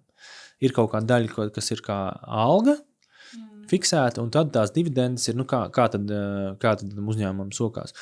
Un arī no dividendēm šis te nodokļu režīms ir savādāks. Un tās visas sociālās garantijas, viņas arī ir balstīts atskaites punkts ir pret algu. Ja? Līdz ar to tas ir tāds daudz sarežģītāks process, un mēs arī daudzos gadījumos, atkarībā arī no uzņēmuma struktūras, uzņēmuma īpašnieku skaita, uzņēmuma lieluma, vērtējam vai nu uzņēmumu, vai mazāk vērtējam, vai vairāk vērtējam, atkarībā no varbūt arī pamatienākuma dividendes. Varbūt arī uzņēmuma īpašnieks ar salīdzinoši lieliem ienākumiem, bet tad, kad mēs pavērtējam uzņēmumu, mēs saprotam, ka īsti nav pamata tādiem lieliem ienākumiem vai tādai lielai algai, kad tā uzņēmuma darbība īsti neizskaidro, ka ilgspēja šī te ienākuma algas ilgspēja. Tur tad attiecīgi tas sanāk, ka jūs arī bilanci pētat. Mēs arī mēdzam pētīt bilanci, tur ir daudz dažādi kombinācijas, vai vienīgais uzņēmuma īpašnieks, vai daļējs īpašnieks uzņēmuma izmērs, lielums, algas lielums, kredītu summas apmērs. Tur ir tādi vairāki kritēriji, kuri var noteikt vienu vai citu scenāriju, bet pēc būtības tas ir pats svarīgākais ir saprast ienākumu apjomu un ilgspēju un regularitāti. Ja? Un tas ir tas lielākais tas jautājums par to, ka tās dividendes, viņas tomēr raksturo kaut kādu peļņas pārdali. Un peļņa nav nekas tāds, kas ir tāds garantējams un stabils nākotnē. Tad man vēl tāds jautājums. Mums arī ir ģimenes ar vairākiem bērniem. Mēs pat vienai ģimenei Talsos ceļam 129 kvadrātmetru māju ar 5 guļamistabām. Viestaba 42 un katrā guļamistaba ir 10 kvadrātmetri. Bet tur ir īpašas prasības, un tāpēc tas tā ir vajadzīgs. Un kas būtu jāņem vērā šīm daudzbērnu ģimenēm? Daudzbērnu ģimenēm noteikti jāņem vērā, kad ir altuma atbalsta dažādi pieejami, un jau arī par reģioniem ir aizvien lielāki atbalsti no altuma puses tieši šīs te pirmās iemaksas kontekstā un arī balsta subsīdija. Tad ir divas lietas, ir balsta subsīdija, kas ir 3+ ģimenēm, kur valsts altuma izpausmē samaksā kaut kādu noteiktu naudas summu, lai šī mājsaimniecība varētu iegādāties viņu vajadzībām atbilstošu mājokli. Tā ir tā naudas summa, ko man nav jādod. Tā forša iespēja. Ko valsts dāvina, ja? Ko valsts dāvina, lai es investētu nekustamā īpašumā ģimenei, kas vajadzīgs mājsaimniecības vajadzībām. Tā ir ļoti forša lieta un iespēja, ko noteikti izvērtēt daudzbērnu ģimenēm vai topošajām daudzbērnu ģimenēm. Tur ir konkrēti kritēriji nosacījumi, ar to visu vai var iepazīties altuma mājaslapā, vai arī piesakoties uz bankas konsultāciju, bet es jebkurā gadījumā rekomendētu pieteikties uz bankā uz konsultāciju, jo ir šīs te balsts un ir šīs te garantija programmas. Un garantija programmas jau ir ļoti daudz, un viņās varbūt reizēm norientēties ir diezgan sarežģīti, jo es varu atbilst vairākām Jā, tur ir profesionāls, jaunā ģimene, reģions. Jā, un tad jau sāku tā mazliet apjukt, kuru man izvēlēties, kurā gadījumā kā tas būs, kurā gadījumā man būs komisijas maksa, kurā gadījumā man nebūs komisijas maksa un kāda ir maksimālās summas un tā. Vislabāk ir pieskamies uz banku. Kā tīri praktiski? Viņi iet uz Altumu vai jūs visus tur Viss noteikti caur banku. Tātad uz Altumu mēs neejam. Altums ir mūsu sadarbības partners un banka, šīs te konsultācijas bankas darbinieks visu izrunā ar klientu un visus dokumentus caur Komercbanku tiek iesniegts Altumā un viss tāda Altums apstiprina šo te. Tātad ejam uz banku, piesakamies attālināti, tas neko nemaksā. Jā, un īstenībā mums ir Galgā būvē, Luminor bankā ir konkrēts cilvēks, un es īstenībā esmu rītīgi pateicīga Božanai, jo man ir ļoti daudz foršas atsauksmes. Tieši Božana palīdzēja vienai arī daudzbērnu ģimenei piesaistīt finansējumu. Viņiem pat sanāca 100% apmērā. Jā, tie ir tie stāsti, kad šeit nāk tas Altuma atbalsts. Un tad šī te bankas darbinieka tā viņi tiešām loma, bija ieinteresēti un rītīgi pastāstīja un konsultēja. Jā, viņi atrod labāko risinājumu konkrētā klienta situācijā un izstāsta visas iespējamās manevru iespējas. Jūsu gadījumā mēs varam šā, vai jūsu gadījumā mēs varam tā. Un tā ir es domāju, tā lielā pievienotā vērtība. Protams, ir citas vēl pievienotās vērtības, kā mazāks komisijas maksas. Mūsu gadījumā 0. Jā, komisijas maksas, jā. Vai arī perfekti pārzina, teiksim, konkrētā sadarbības partnera kaut kādas nianses. Proti, katru reizi, nav tā, ka jāiepazīstās tur, kā mēs tur strukturējam. Viss no jauna, jā. Nav katru reizi tur tā, kā mēs tur šito, vai līgumi ir atbilstoši vai nav atbilstoši, vai nevajag kaut ko piekorģēt. Principā Božena zina atstrādāt veids. Viņa zina gan tipēt projektu, gan tāmas, gan arī... Tieši tā, viņa jau tāds zina savu sadarbības partneri, mēs zinām, kur var būt jautājumi, kam pievērst uzmanību šī stāstā, kur pievērsim uzmanību šī stāstā, standardizētas lietas, kam mēs jau esam izgājuši cauri, un tad mēs parunājam ar klientu, un tur ir ļoti individuāli pieeja klientam. Tik tiešām tā arī ir. Pavisam noteikti tas ceļš būs daudz tāds gludāks šī procesā, ja mēs ejam caur šo te konkrēto vienu speciālistu. Protams, ka tas nenozīmē tā, ka ja mēs nonāksim citu speciālistu rokās, ka tur būs ļoti līkumains ceļš, bet viņš noteikti būs ātrāks. Viņš būs ātrāks, jo jau ir zināms partneris, zinām tipveidi projekti, tāmes, līgumi, visi tā kā jau zināms un skaidrs. Un tieši daudzos gadījumos arī ir darbinieki, kur specializējas arī, teiksim, māju būvniecības procesos, un tad mēs arī tā kā pielāgojam šos te bankas darbiniekus tieši tai specifikai. Vai tas ir būvniecība, vai tā ir iegāde, vai, teiksim, tie dzīvokļi jaunajos projektos. Tad mēs mazliet pielāgojam šo te profilu, kur šis te bankas darbinieks labi jūtās, kur viņš forši, komfortabli, viņam patīk tie darījumi. Un tas veido to tādu patiesu interesi, vēlmi un tādu iedziļināšanos katrā klienta situācijā, lai šo te darījumu novestu līdz laimīgām mājām. Jā, arī es atceros, ka es pirms 10 gadiem iegādājos savu pirmo dzīvokli. Man tur, protams, bija pavisam cits laiks dzīvē, bet es arī biju pirmo reizi aizpildījis pieteikumu un lūgusi, lai finansē šo dzīvokli. Tajā reizē Salaspils Tildaru namos man tur bija 2 stab dzīvoklīts. Un tik tiešām tas tik ļoti palīdzoši, kad tas cilvēks pretī iedziļinās situācijai. Manā gadījumā pirmoreiz pieteikumu man atteica, jo man bija tāds paradums izņemt visu naudu no konta un maksāt ka man naudiņi rokās. Un tad man bija tāds ieteikums no bankas, lūdzu parādī, ka tu vari 6 mēnešos veidot uzkrājumu, un tad mēs tev noteikti finansēsim, kas tā arī bija. Un, kad es pat teiktu, forši tāda finanšu konsultācija. Un varbūt tu arī pats vari padalīties par to, kur tu savu finanšu pratību mācies, ietekmējies vai iedvesmojies, vai kādu grāmatu. Ar grāmatām man iet grūti, bet droši vien podkāsts vai raidieraksti droši vien ir tāds man atbilstošāks formāts. Es domāju, ka šeit ir lokāli kaut kādi šie saturi, lai gan Latvijā jāatzīst, ka ir salīdzinoši maz. Tā joma aizvien vairāk attīstās un sāk veidoties šīs te nišas pārstāvji, bet viņi salīdzinoši maz. Starp citu, kaimiņu valstīs viņi ir jau soli vairāk un viņi daudz populārāk un daudz plašāk izvēle.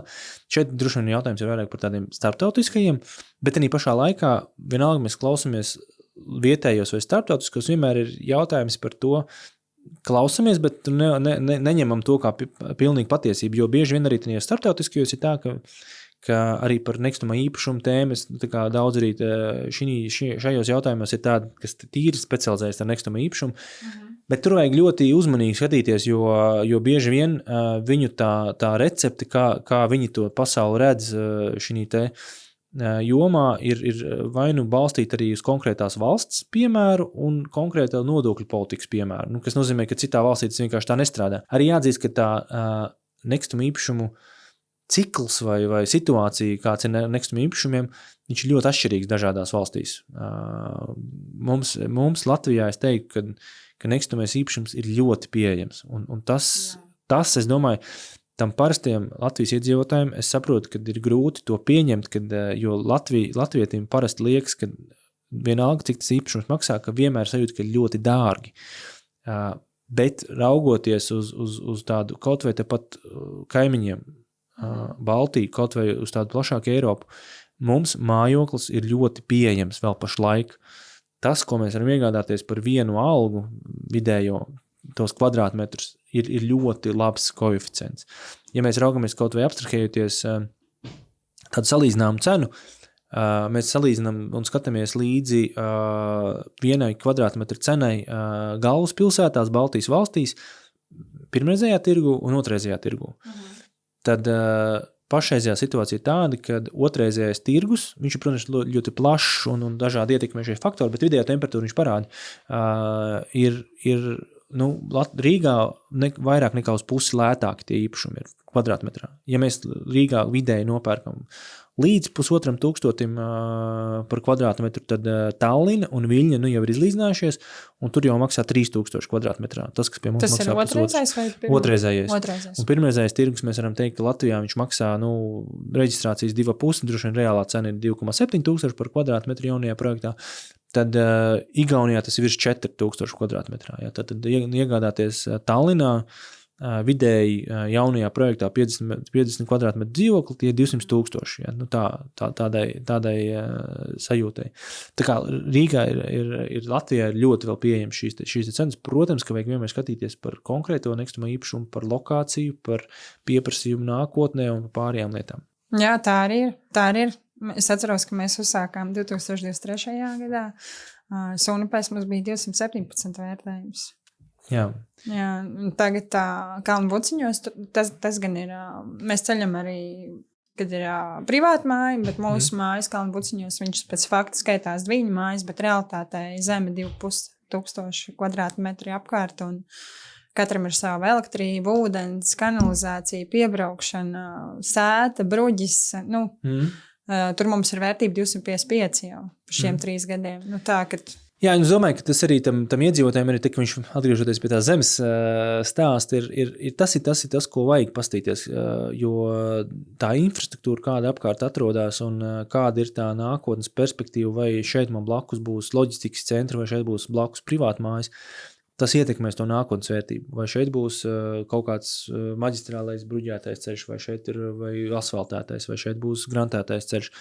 Jo vairāk apkārt, tuvākajā apkaimē būs tie privātmāju stāsti, jo tas lielā mērā sekmēs to manu mājas vērtības kāpumu. Bet bieži vien ir tā situācija, jā, ir privātmājas stāsti, bet visi ceļ sev, un neviens neceļ uz pārdošanu. Kā rezultātā nav šo darījumu, ar ko salīdzināt. Jā, tas ir otrs stāsts. Tas ir tāds grāvīts. Tas ir otrs stāsts, un arī daudzos gadījumos, arī jautājums par tiem darījumiem, kas tiek noreģistrēti par zemes iegādes darījumiem. Tas, ko arī mēs sakam daudzos gadījumos par reģioniem. Tas ir ļoti izteikti viens no tādiem problemātiskiem jautājumiem ir par šīm te vērtībām, tagadnes vērtībām, nākotnes vērtībām, jo daudzos gadījumos neatspoguļojas patiesā vērtība darījumos. Ja mēs skatāmies, piemēram, dzīvoklis, mēs redzam sludinājumu portālos, cik tāda dzīvokļa maksā. Tad, kad ir jātais vērtējums, mēs saskaramies ar to, ka nevar novērtēt. Nevar šo te vērtību pierādīt tikai tamdēļ, ka nesen veikti darījumi ar līdzīgiem objektiem ir pavisam citās cenās. Līdz ar to mēs secinām, ka šeit ir kaut kāda nodokļu optimizācijas rezultātā, ir šīs te darījuma vērtības tiek uzrādītas zemākas nekā faktiskās. Un tas veido to ilgtermiņā problēmas finansēt šos te īpašumus. Ja? Mēs skatāmies, piemēram, Latvijā tā nodokļu politika ir viena, piemēram, Igaunijā, tur ir savādāk tā nodokļu politika, kad nodokļi neatkarīgi no tā, cik tad maksā. Tur ir kaut kāda savādāk tā pieeja. Ja? Savukārt Latvijā tā nodokļu politika ir tāda, ka viņi ir motivēti norādīt mazāku darījumu summu, lai būtu mazāku nodokļu summu. Sanāk, Igaunijā ir viena fiksēta cena. Jā, viņiem viņiem ir tā pieeja tāda, ka pie notāra paraksts maksā dārgāk atkarībā no šī te summas, bet, teiksim, zemesgrāmatas nodevas ir fiksētas vairāk. Un viņiem arī zemesgrāmata un arī nodokļu politika savādāk, ja Latvijā tā nodokļu politika ir tāda, ka tu maksā par to īpašumu, par māju, tu maksā visu. Savukārt Igaunijā viņiem tā, ka ir vienkārši zeme. Pa zemi maksā neatkarīgi, principā, kas tev tur virsū ir. Tā kā tā nodokļu politika savādāk, un Latvijā viņi kaut kādos segmentos, viņi tomēr ir tāda, kā saka, ēnu ekonomikas veicinoša, tā mazliet dzen. Protams, ka tas nav iespējams gadījumos, kad ir kredīts. Tajos gadījumos tur nav iespēja nekādā veidā tur reģistrēt savādāku, bet, lai tiktu līdz tam kredītam, ja tad apvidū ir visi šie darījumi par pazeminātu cenu, tad vienkārši vērtējums nebūs. Un banka varēs atspērties pret šo vērtējumu. Jā, mums bija tāda situācija, kad, kur ciematā Sunupēs ir grantēts ceļš, tur bija viens objekts Daugmalai, kur ir asfaltāts ceļš, ielas apgaismojums, pat pilsētas kanalizācija, dārziņi un veikals, bet nebija pārdevumu. Un tas darījums nevarēja viņu novērtēt atbilstoši. Jā, un jo vairāk, ja tur vairāk tie darījumi veidojās, tad tas arī ceļ, jo kopumā tās cenas aug, un es domāju arī, nav pašlaik nekāda racionāla iemesla, lai arī tās cenas tur neaugtu, ceļš, kur ir būvniecība, jo būvniecības cenas nestāv uz vietas. Nestāv vispār. Jā, un līdz ar to, jo Latvijā vispār tāda situācija tāda, ka pēdējie tie 5-6 gadi ļoti bijuši dinamiski dažādos ģeopolitiskos un lokālos izaicinājumos. Un latvietim vidējiem tiklīdz ir kāds tāds sāsinājums ekonomikā un kur tāda vismazākā sajūta par to, ka ir krīze, latvietim tās klasiskā domāšana ir krīze, tā tad tūlīt būs cenas lejā būs. Tad es varēšu kaut ko pa labu cenu nopirkt. Jo kopumā... Tisnībā nav tā. Jā, un tev arī Covid arī to parādīja. Bija tā, kad atnāca tas Covid un bija daudz tādu, visi iestupējās tādu mēnesi, un visi gaidīja, tad es tagad nepirkšu, es pagaidīšu, atnāks tā krīze, jo visiem ir tas atmiņa no tā 9. gada krīzes, ka tur šausmīgi nokrita cenas, un tādā zemākajā punktā varēja nopirkt par ļoti izdevīgu cenu īpašums, atskatoties atpakaļ. Bet, protams, ka tādā zemākajā punktā neviens nedomāja, cik es izdevīgi tagad varēšu nopirkt, jo tad bija citi izaicinājumi. Un visiem ir tā sajūta, ka tiklīdz ir atnākusi krīze, tūlīt būs man iespēja iegādāties ļoti izdevīgi un lēti šo īpašumu. Bet nav jau racionāli pamati tam. Algas turpina pieaugt, un darbiniekiem visticamāk ir ambīcija par to, ka man būs lielāka alga, nevis zemāka. Būvniecības izmaksas kopumā arī izējmateriālu cenas viņas nesamazinās. Dažādi regulējumi vai prasības, kādām jābūt jaunceltnēm, kāda ir standarta aprīkojums jaunbūvēm, viņas nemazinās. Jā, un tas viss veido to, jā, viss iet uz augšu, un tu nevari pārdot māju, kur uzcelšanas izmaksas ir 250,000, nevar pārdot par 150,000. Vienkārši tas nav iespējams. Un līdz ar to, arī kontekstā ar privātmājām, kontekstā ar jaunajiem projektiem, kurus būvē. Jā, es saprotu, ka otrreizējā tirgu, tur ir vienkārši pircējs un pārdevējs, kā mēs sastarpēji vienojamies. Ja es esmu pārdevējs, es vienmēr gribu dabūt maksimālo vērtību, ja? Un kā pircējs gribu vienmēr maksimāli zemāku cenu iegādāties. Un tur tad ir tas tirgus regulējušais pircējs un pārdevējs regulē to tirgu. Savukārt jaunas būvniecības gadījumā būvniecības izmaksas nosaka jau to cenu, par ko varēs vienkārši pārdot. Ir kaut kāds minimālais slieksnis, par kuru zemāk es nevaru pārdot. Un tad ir nākamais, tur peļņas marža. Jā, tur vienkārši cēl augšā. Jā, un tur nav variantu, jā. Un līdz ar to es arī neredzu, ka tuvāko gadu laikā būtu kaut kas tāds, kas pat noteikti, cenas paliks tādā pašā apjomā vai mazināsies. Nē, mēs redzam vienkārši, ka tie izaicinājumi aizvien lielāk nāk arī būvniecības segmentā. Piemēram, Rail Baltica turpinās. Piemēram, investīcijas militārajā būvniecībā. Šie te stāsti par to, ka ir lielajām, rūpnīcām, kas apkalpo šo te būvniecības sektoru, piemēram, bija konkrēts stāsts par šīm te betona konstrukcijām, kur rūpnīcā saražo betona konstrukcijas, ka viņām vienkārši ienāk iekšā militārais pasūtījums, ļoti apjomīgs. Jā. Un tu vairs nevari tikt iekšā jau ar kaut kādiem saviem apjomiem. Jā, tev jāmeklē. Un jāmeklē, ko es tagad darīšu. Jā, un tur ir daudz izaicinājumu, kas tur turpinās nākt. Nebūs tā, ka tagad viss ir skaisti un viss ir forši un nekāda izaicinājuma nebūs. Viņi turpinās nākt, tas viss. Līdzīgi kā mums tagad bija, ka mēs bijām pieraduši, ka mēs pasūtam logus un mums pēc 2 nedēļām viņi ir. Un tagad mums pasaka, nē, būs 8 nedēļas. Jā. Jo bieži vien tas klients nav aizgājis uz banku. Un viņš sapņo pie arhitekta, sapņo pie... Kā saka, waste of time. Jā, waste of time. Un mums īstenībā jau 3 objekti, kur bija sapnis. Un tas būvniecība tika atlikta, un tur 500,000 dāma. Un ko daram? Nē, tas ir, tāpēc es arī vienmēr saku, nāciet pēc iespējas ātrāk uz banku, un tas ir bezmaksas attālināti no dīvāna aizpildiet bezmaksas pakalpojums, nāciet un noskaidrojiet. Un tad, tas ir tād, es domāju, ka daudzu pamatā un kā pirmais ir banka. Jā. Savus speciālists pieteikties. Jā. Otrais ir saprast, kādu māju es gribu celt un aptuveni saprast izmaksas. Lai pēc tam saprastu nākotnes vērtējumu. Jā, es domāju, arī daudzos gadījumos tam iedzīvotājiem iespējams, ka viņam būtu labi, ja viņam pateikt, tātad, katrs kvadrātmetrs maksā tik, un tad tu domā, ok, tā vienkāršotā matemātika. Jo daudzos gadījumos man šķiet, kad atnāk tādām ļoti, mēs esam redzējuši arī daudz tādas tur arhitektoniskas tās mājas, tur ar gaismas ūdenskritumiem un dažādiem visādiem risinājumiem. Un es domāju, tad, kad tam iedzīvotājiem pie tā plānošanas vai pie tā sapņošanas posmā mazliet pieliktu cenu zīmīti katrai lietai, es domāju, ka mazliet savādāk tur tas veidotos. Tā kā tam iespējams tiem viļņiem ir jāaiziet cauri. Ja mēs pieņemam, ka katram kvadrātmetram, pieņemsim, ka privātmāju būvniecībā katrs kvadrātmetrs, piemēram, ir 2000 kvadrātmetrā, tad jau tu rēķināsi, vai man vajag 30 kvadrātmetru kaut kādu palīgu telpas, vai man pietiks ar 20 kvadrātmetriem palīgu telpas mājā. Varbūt es varu kaut ko pārcelt ārpus mājas. Ja?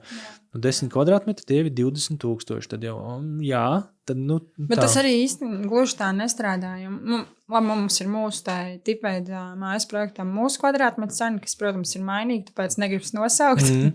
Bet, ja klients atnāk, es gribu šo pašu projektu, bet samazinam pa 2 metriem. Jā, un tas ir izejot no projekta. Tas ir. Un tā pašā laikā, ja viņš pasaka, vai palielinam pa 3 metriem, tad atkal, Jā, tas ir no tā tipveida, ja tu atkāpies ļoti no tipveida, tad tur atkal viss aiziet pa ķēdīti. Jā. Jo cilvēkam liekas, kā tur taču nav 20 kvadrātmetri, ja 20 reiz 2000, tur jau ir... normāli summa jau savāksies, bet mājā tie paši logi, durvis, viss tas pats apdara. Jā, mums tur mūris noiet nost nedaudz. Jā, tam es tev piekrītu, jā, protams, jā.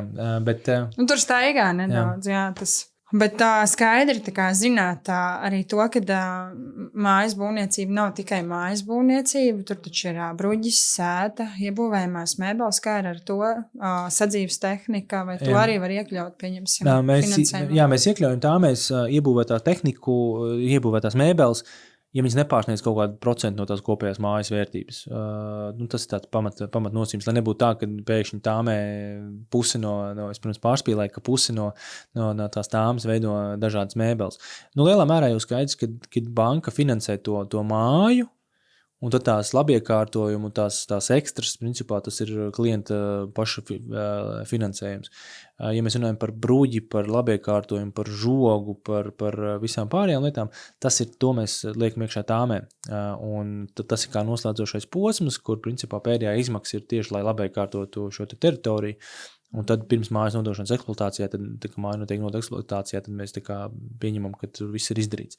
Līdz ar to tas arī ir tas, kas jāņem vērā, ka tas bruģis ir tāma, kvadrātmetrs sanā. Ka tu vari viņu pats pēc tam uztaisīt, bet viņš ir jāparedz. Jā, tieši tā. Jā, un klientam jau nav 3-pusējs līgums, bet ir līgums ar banku. Un bruģis jau ir opcija, ka tu tiešām vari pats uzlikt, bet tad tu rēķinies. Protams, ka šeit arī tas bruģis ir, pirmkārt, bruģim arī ir kvadrātmetru cena, kas nav maza, ar ko arī ir jārēķinās. Mēs droši vien sākotnējā posmā, tad sapņošanas posmā gribam redzēt tur to plašo bruģa laukumu ar basketbolu grozu un iespējams vēl kaut ko, bet tad, kad mēs nonākam līdz tai kvadrātmetru cenai, tad iespējams mēs mazliet samazinām šo te platību un domājam, kā mēs tur varam optimizēt.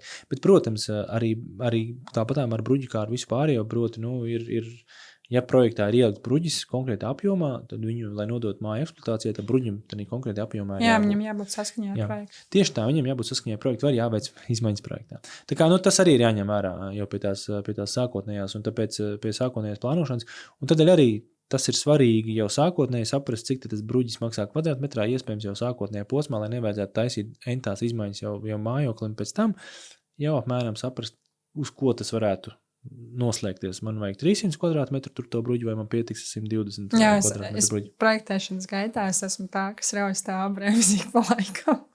Jā, tā kā vai tiešām mēs gribam šīs pozīcijas? Varbūt jūs gribēsiet sadzīves tehniku, varbūt jūs gribēsiet dīvānu. Un es domāju, ka tas arī ir tā lielā pienotā vērtība tam vienam sadarbības partnerim, kurš jau parasti 2 soļus uz priekšu. Ja es aizietu tīri pie arhitekta, un man ir atsevišķi arhitekts, es ar viņu varu sazīmēt ļoti skaistas lietas. Bet, ja man ir cilvēks, kurš man ir jau kopā ar mani jau tādā projekta posmā un būs līdz atslēgām un zinās, kam mēs iziesim cauri šī visā posmā, iespējams jau pie projekta tādā veidošanas posmā man būs kāds, kurš tā kā norāja to bremdīti, klausies, ir tāda situācija, ka parasti mēs saskaramies ar šādām un tādām problēmām. Un tas ir ļoti, man tā liekas, ja tādā ilgtermiņā raugoties ļoti vērtīgi, kad ir kāds, kurš pasaka, kā mums ar citiem klientiem klājās un kur ir tās lietas, kur mēs parasti mazliet iesprūstam. Jā. Tad uz tādu noslēgumu pieņemsim, bet ļoti daudz klienti jau ir tikuši pie savas sapņu mājas un varbūt tu kā mājokļu kreditēšanas vadītājs, nodaļas vadītājs var padalīties ar kaut kādiem tips un triks, kā noturēt labklājību, kā noturēt tās savas finanses? Es domāju, ka pirmkārt katram būs savs stāsts un katram jālaiž caur savu prizmu, jebkas, ko kāds cits saka, bet viens ir, protams, ka tā ir budžeta plānošana, tas tā kā ir pēc tādiem klasiskiem pamatprincipiem. Tad budžeta plānošana, kāda mums ir ienākuma, kāda mums ir izdevuma, kādas ir lielākās pozīcijas un iziet cauri, vai tās lielākās pozīcijas kādas mums ir, vai mēs nevaram kaut ko optimizēt. Un ja mums izdevuma pozīcijas varbūt ir samazinātas un varbūt mēs saprotam, ka ir kaut kādas pozīcijas, kuras mēs negribam samazināt, mēs negribam kaut kādā šādā veidā dzīvot. Tad ir vienmēr jautājums par ienākumu pozīcijām vai kā palielināt ienākumu pozīciju. Tie ir tā pamatprincipi, bet otrām kārtām es arī vienmēr rekomendētu padomāt par to, kā tad es gribu vai tā kā arī ne tikai par šodienu padomāt, arī varbūt par pensiju padomāt, kā es gribētu redzēt to stāstu, kā es veidoju uzkrājumus pensijai tieši. Un trešais jautājums arī par to labklājību. Es domāju, ka obligāti domāju par apdrošināšanām. Tas arī ir tāds veids, kā pasargāt šo te budžetu un labklājību ilgtermiņā. Ne tikai par mājokli, ko banka liek, bet arī apdrošinām principā visus tos lielos riskus, gan veselību, gan arī visu dzīvību un visu pārējo apdrošinājumu, ko mēs varam apdrošināt. Padomājam par to situāciju, ja gadījumā ar mani kaut kas notiek, kā tad vismaz teiksim, to finansiālo pusi kaut kā tur piekārtot, ja gadījumā mans vairs šeit nebūs, kā tas viss izstīsies. Tā kā tās apdrošināšanas stāsti arī ir noteikti padomājam par to, kā apdrošināšana var atļaut man gulēt pa naktī mierīgāk un ejam uz to, kā tad es gribu dzīvot un arī nekustamais īpašums ir viens no veidiem, ne tikai tas stāsts par to, ka tas ir mājoklis, tas, protams, arī pats par sevi ir tāda liela investīcija arī vecumdienu stāstā, jo, lai gan Latvijā tas nav populāri un ierasti, arī vecumdienās pielāgot mājokli tā brīža vajadzībām, tas ir akceptējumi, tas ir normāli. Ja man bērni izaug un mums vairs nevajag šādu platību mājoklim un varbūt mums ir izdevīgāk varbūt pārvākties kaut kur tuvāk, kaut kur vairāk, kur man ir ērtāk nokļūt uz visiem tiem galpunktiem, kuri man ir aktuāli tanī brīdī, tad to vajag darīt. Šie ir mūsu klienti arī, kas pārdod savus 200 plus kvadrātmetru mājas un nāk pie mums. Jā, un tas lūdzu 100 kvadrātmetrus. Jā, un tas ir akceptējumi, un tā ir, no tā nevajag baidīties. Un viņiem ir kapitāls. Jā, un viņiem ir izveidojis kapitāls no iepriekšējā mājokļa, un tas arī ir veids, kā es veidoju to savu kapitālu, un tāpēc tas ir svarīgi domāt arī visu laiku līdzi par to, cik tad man ir vērts šis mājoklis, kas man notiks tuvākajā apkaimē, kā šī apkaimā attīstīsies. Domāt kā par investīciju. Tuvāko 10, tuvāko 20 gadu laikā un domāt to kā par investīciju, un tas varbūt nav tik ļoti izteikts un populārs skats, kā pašlaik skatīties. Un neaizmirstam, ka, ja mēs domājam par mājokli, uzreiz saulēcīgi dodamies uz banku, pat tad, ja man ir tikai aptuvena ideja, aptuvena vīzija par to, kā es gribētu redzēt to, bankas darbinieks neteiks, nāc pie manis tikai tad, kad tev ir konkrēts īpašums, vispirms pastīsimies uz finansēm, ko tad mēs varam atļauties, baigi kā nokļūt uz to, ko jūs gribētu atļauties. Tā kā tas pavisam noteikti. Un ja jautā, vai ir īstais brīdis iegādāties mājokli vai celt mājokli, tad es teiktu, ka ja ir vajadzība un ir iespējas, tad noteikti izvērtējumi to mājokļu cenas un būvniecības izmaksas visticamāk nemazināsies. Es domāju, ka tie, kas ir pirkuši īpašumus vai cēluši mājokļus pēdējo 10 gadu laikā, pavisam noteikti teiks labi, ka es to izdarīju tad, kad es to izdarīju. Tā kā neatliekam to, ja ir vajadzība un ir iespējas. Protams, nemēģinam pārlekt pāri savām finansiālām iespējām, jo tas ilgtermiņā var radīt neatgriezeniskas sekas. Ja? Bet ja tas ir sabalansēti, pārdomāti, tad neatliekam, jo ka rītdien būs dārgāk nekā šodien. Tā arī ir. Mēs cēlām māju Covid laikā. Par to jūs patiesībā varat noklausīties mūsu pirmajā epizodē, kur mēs ar vīru dalāmies, kā mēs cēlām. Tas bija Covid laiks. Jā, tas ir atskatoties uz izmaksu viedokļu, tas bija tāds ļoti... Parakstos zem katru vārdu. Ļoti tāds pievilcīgs laiks. Jā, mēs tiešām domājam labi, ka mēs tādu cēlām. Es domāju, ka mēs visi pie sevis nodomājam, un tāds arī ir, kad visi domā labi, ka es tādā laikā nopirku, labi, kad es tad uzcēlu, skatoties uz to, kādas cenas ir pašlaik. Bieži vien ir tā doma, kāpēc es nenopirku to zemi. Es varēju kaut kā izdomāt, paņemt līzingu aizdevumu un nopirkt, un tā būtu ļoti liela laba un investīcija. Kas ir interesanti, ka bieži vien šādās kategorijās mēs skatāmies uz atpakaļ, bet mēs bieži vien neskatāmies uz priekšu. Jā. Es nekad nepadomāju par to, kad es pēc 5 gadiem varētu skatīties uz šodienu un teikt, kāpēc es nenopirku, kāpēc nepadomāju, ka es varēju kaut ko nopirkt. Protams, ka tur ir riski iekšā kaut kādi potenciāli. Bailes. Jā, tas protams, jā, bet atceramies, ka ir ļoti liela iespējamība, kad es pēc 5 gadiem atskatīšos uz to periodu, kā tagad skatos pirms 5 gadiem. Paldies, Kaspar, ka pievienojies uz sarunu. Paldies, ka uzaicināji. Ļoti interesanti, vienmēr aizraujoši parunāt par mājokļu tēmu. Paldies. Un paldies arī jūs, kas klausījāties. Nākamajā epizodē mēs dosimies uz mūsu ciematu Kalnu Buciņu. Tur mēs izrādīsim, kas tur ir šobrīd, un pastāstīsim par vīziju, kas tur būs pēc 3 gadiem. Ja tu arī sapņo par funkcionālu, kvalitīvu, izmaksās saprotamu mājokli, tad piesako YouTube, Spotify un Apple podcastu. Uz tikšanos pamatos!